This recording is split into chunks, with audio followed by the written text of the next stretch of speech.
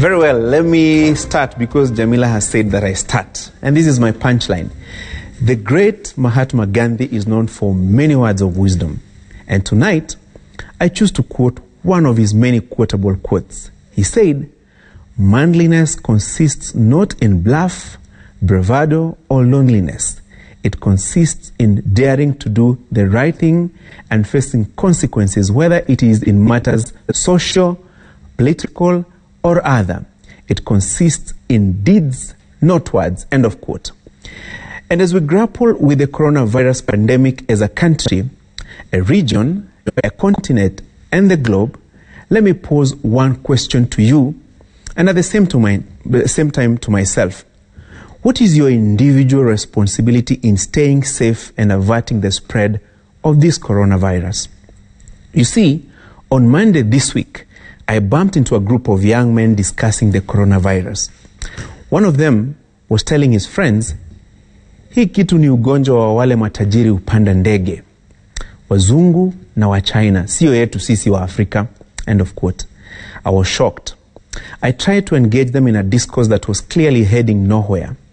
And this unfortunately explains how some of our citizens are treating the virus that has so far claimed 7,807 lives as at yesterday, out of the 191,127 confirmed cases globally.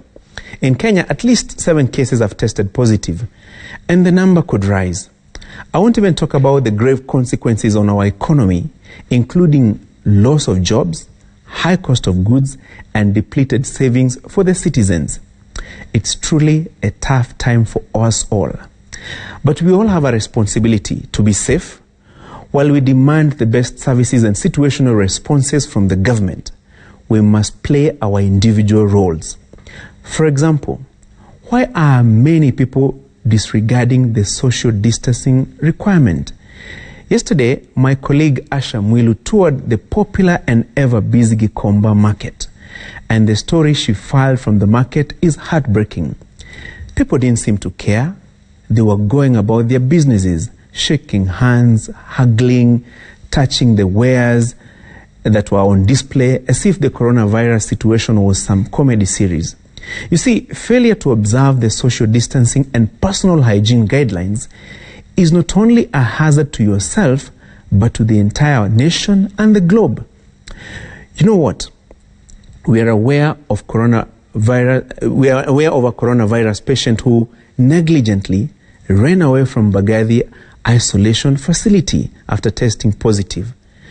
That she vanished, switched off her phone, and checked into a hotel is an act of total irresponsibility and carelessness. Luckily, the security agencies tracked her and returned her to the isolation ward. Imagine how many people were in contact with this patient. Just imagine how many people's lives are at risk because of that one act of thoughtlessness from such an individual. This is in my mind, is simply an act of terrorism. Let us be responsible. Let us be conscious. Let us be cautious. Wash your hands. Avoid crowded places. Stop the handshakes. Stop the hugs. Coronavirus is real. And there is no better way to put it than Eleanor Roosevelt, an American political figure and diplomat, and former First Lady, in this quote: "In the long run, we shape our lives. We shape ourselves. The process never ends until we die. And the choices we make are ultimately our own responsibility." Keep safe. That's my punchline.